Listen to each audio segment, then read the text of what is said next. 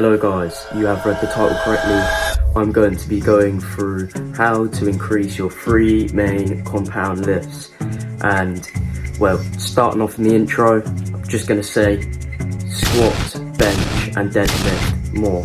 As much as you can fit it in your training. So at the start of your session, let's say you've got chest, just start off with a bit of bench or a bit of squat or a bit of deadlift, just add it in. Or you can go into a 4 or 5 day powerlifting split to increase them 3 compound lifts.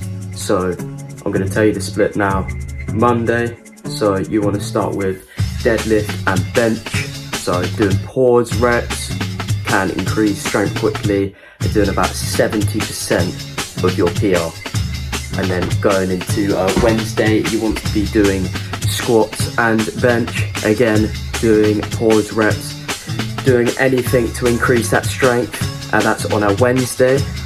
And then once you get onto Friday, you want to do a deadlift and bench, and then onto Sunday you want to do squat and bench. That is the 4-day split. So you go Monday, Wednesday, Friday, and then Sunday. So you're getting rest in between because you're going to be benching a lot. Because for some people, well, most people, it is very hard to get your bench up compared to squats and a deadlift. So making sure you're getting it 4 times a week.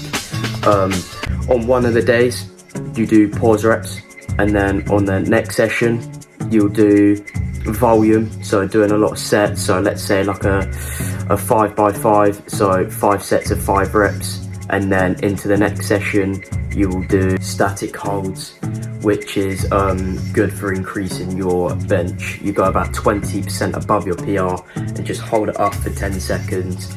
That trains your stabilizer muscles to be able to push more weight, which is really good. And on the 4th day, probably just repeat volume or just do strength exercises like the pause reps, like I was saying.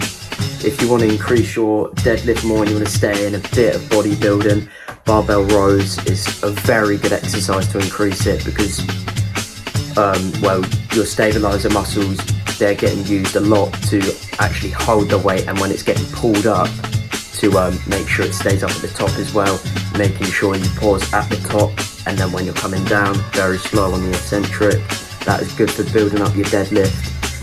For bench, I would say for bodybuilding standards, I'd probably just say an incline dumbbell press is very good at getting your strength up, making sure you track your sets and reps. Yeah, so also a very good one. Then squat, either a hack squat or a leg press if you want to stay in bodybuilding. Powerlifting, with powerlifting, you just want to stick to the 3 main compound lifts. You don't want to complicate it. Like I said in the 4-day split, you just want to stick to them things. You don't need to overcomplicate it. Once you start doing the powerlifting training, you're just going to see your progress completely skyrocket because, well, you're not training muscles directly. You're just doing the main 3 compound lifts. On deadlift, when you're starting off, I don't think it's a very good idea to use straps because not many people really want to train their grip strength. And if you're doing deadlifts and you deadlift a lot without straps, your grip strength is just going to build up so much quicker.